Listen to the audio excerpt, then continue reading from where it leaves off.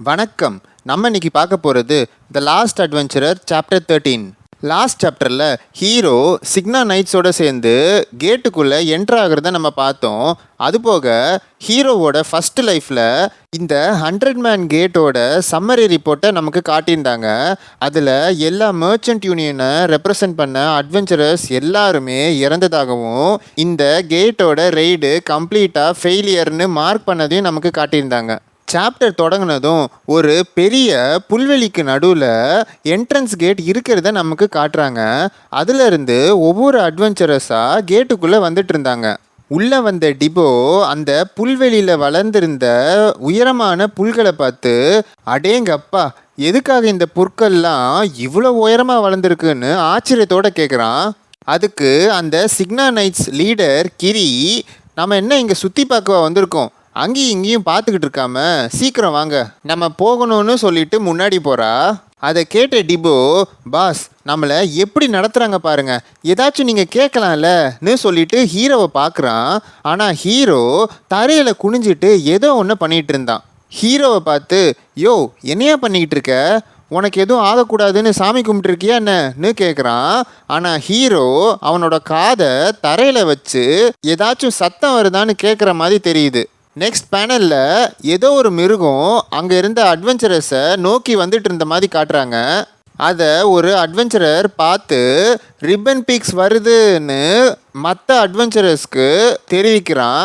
இந்த பன்னி போல் இருக்கிற மான்ஸ்டர்ஸோட பேர் ரிப்பன் பிக்ஸ். இருந்த அட்வென்ச்சரஸை நோக்கி வரும்போது அங்கே இருந்த எல்லாரும் 1000க்கும் மேலே இருக்கும் போலன்னு பேனிக் ஆகுறாங்க.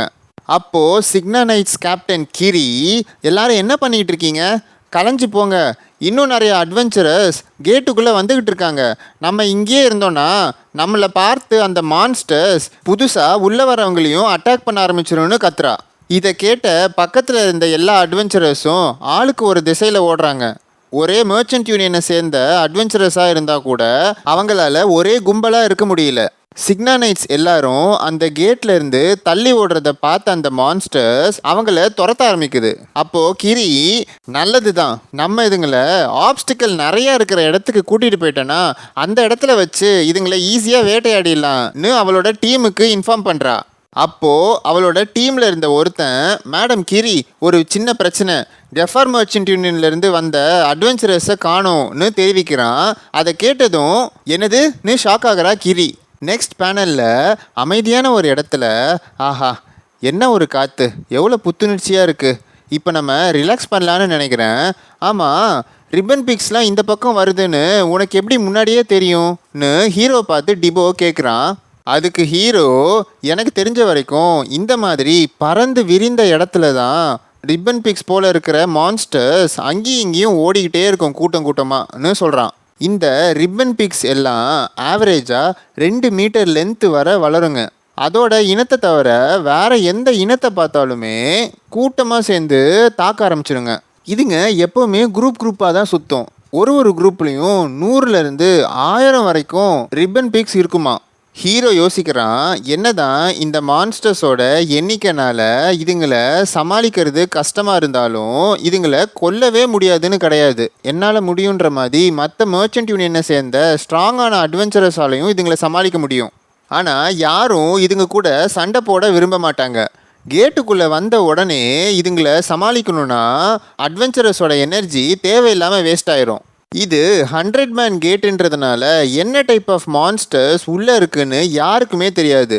ரிப்பன் பிக்ஸோட முடிஞ்சிரும்னு கனவுல கூட நினச்சி பார்க்க முடியாது. ஹீரோவோட கடந்த காலத்தில் இந்த 100 மேன் கேட் எக்ஸ்பெடிஷனோட முடிவு எப்படி இருந்துச்சுன்னா கம்ப்ளீட் ஃபெயிலியர். உள்ளே போன அட்வென்ச்சரஸ் எல்லாருமே இறந்து போயிட்டாங்கன்னு. அப்போது, பாஸ், அப்படி என்ன பெருசாக யோசிச்சுட்டு இருக்கீங்கன்னு டிபோ ஹீரோவை பார்த்து கேட்டுட்டு ஏதோ ஒரு கயிறை அவனோட காலால் தெத்துறான். அப்போது டிபோவை நோக்கி ஷார்ப்பான மரக்குச்சிகளாலான ஒரு ட்ராப்பு அவனை கொல்ல வருது. அதிலிருந்து டிபோவை ஹீரோ காப்பாற்றுறான். அப்போது டிபோ பயத்தில், என்னது அது, ட்ராப்பா, எந்த பிரகஸ்பதியா இங்கே ட்ராப் வச்சதுன்னு பதட்டத்தில் கேட்குறான். நெக்ஸ்ட் பேனலில் யாரோ ஒருத்தங்க ஒரு கயிறை அவங்களோட கத்தியால் வெட்டுறதை காட்டுறாங்க. அப்போது ஒரு ட்ராப் ஆக்டிவேட் ஆகி ஒரு பெரிய ஷார்ப்பான மரத்துண்டு ஒரு அட்வென்ச்சரரை தாக்குறதுக்கு வருது. அப்போ அந்த அட்வென்ச்சரர் பின்னாடி திரும்பி ஒரே வெட்டு அந்த மரத்துண்டு ரெண்டாக போகுது. சின்ன பிள்ளைத்தனமாக இருக்குன்னு சொல்கிறான். அப்போது இன்னொரு அட்வென்ச்சரர், நான் என்னோட சைடில் எல்லா ட்ராப்ஸையும் கிளியர் பண்ணிட்டேன், அதுதான் கடைசின்னு நினைக்கிறேன்னு சொல்கிறான். அப்போது அந்த அட்வென்ச்சரர் டீமோட கேப்டன் குரோக்கஸ் சொல்கிறான், யாரும் விளையாட்டாக இருந்துடாதீங்க, இந்த ட்ராப்ஸ்லாம் பார்க்க சின்ன பிள்ளைத்தனமாக இருந்தாலும் கேர்லெஸ்ஸாக விட்டீங்கன்னா உங்களோட உயிருக்கே ஆபத்து. இது எல்லாத்தையும் விட இந்த மான்ஸ்டர்ஸ்க மனுஷங்க வேட்டையாடுறத அப்படியே பக்காவாக காப்பி பண்ணியிருக்குதுங்க. இதுலேருந்தே சொல்லலாம் இந்த மான்ஸ்டர்ஸ்லாம் சாதாரண மான்ஸ்டர்ஸ் இல்லை. இந்த மான்ஸ்டர்ஸ்லாம் இவ்வளோ அறிவாளித்தனமாக இருக்குங்கன்னா அப்போ அதுங்க ஹாப்ஸாக தான் இருக்கணும். இதுங்களை டீல் பண்ணுறது ரொம்ப கஷ்டம். ரெட் கேட்டோட பாஸ் மான்ஸ்டர் அளவுக்கு கஷ்டம். இதுலேருந்தே தெரிஞ்சுக்கலாம் இந்த கேட்லேருந்து நம்ம என்ன எதிர்பார்க்கலான்னு. இந்த கேட்டோட டிஃபிகல்ட்டி அவ்வளோ அதிகமாக இருக்குது. நான் மட்டும் இல்லைனா எல்லாரும் இங்கே செத்தே போயிருப்பீங்க. ஒன்றும் பிரச்சனை இல்லை, இந்த சுச்சுவேஷனை நமக்கு சாதகமாக பயன்படுத்திக்கலாம், எல்லாரும் என் பின்னாடி வாங்கன்னு சொல்கிறான். அப்போது அவன் பின்னாடி ஏதோ ஒன்று தரையில் தொப்புன்னு விழுது. என்னடான்னு பார்த்தா அங்கே இருந்த ஒரு அட்வென்ச்சரரோட தலை. அடுத்தடுத்து அங்கே இருந்த அட்வென்ச்சரஸோட தலையெல்லாம் துண்டாகுது. என்ன நடக்குதுன்னு கேட்குறதுக்குள்ள அவனோட தலையே தனியாக பறக்குது. யாரோ ஒருத்தன் கையில் கத்தியோட, முட்டாள் எல்லாம் தெரிஞ்சவ மாதிரியே பேசிக்கிட்டு இருக்கான் பாருன்னு சொல்லிட்டு சிரிச்சிட்டு இருக்கான்.